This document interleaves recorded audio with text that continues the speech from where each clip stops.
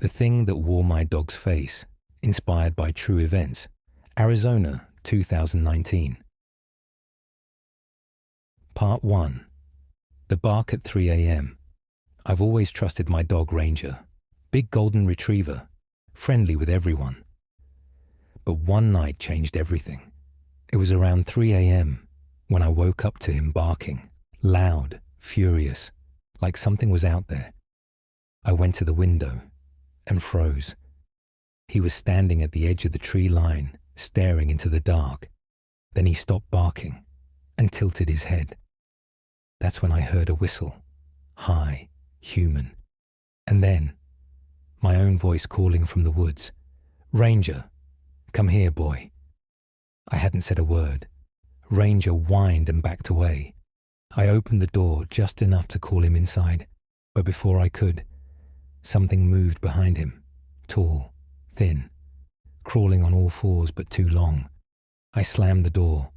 The next morning, I found footprints in the dirt, bare, human, but each one had claw marks at the toes. Part 2. The Copycat. Ranger stopped going outside after dark. He'd growl at the windows, ears pinned back. Sometimes, in the distance, I'd hear barking. The same pitch, the same sound, but coming from the woods. One night, I pulled into the driveway after work and saw him sitting there. Still, perfectly still. Same golden fur, same collar. But when I called his name, he didn't move. He just smiled. Not a dog smile, too wide, too human. I ran inside, heart pounding, and Ranger was asleep on the couch, snoring. That night, I heard something scratching at the walls, slow, heavy. Then, from outside my window, "Let me in. It's me. Ranger." I looked out.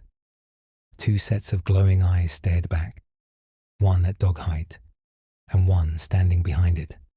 Part 3. The Thing in the Woods.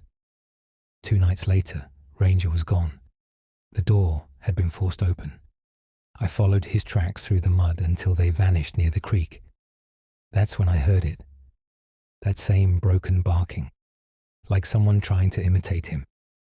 When I turned on my flashlight, I saw him, or what looked like him. But the fur hung wrong. The jaw was twisted, the eyes were glassy white.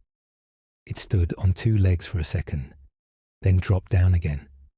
And in a voice that sounded half like me, half like something else, it said, "Good boy."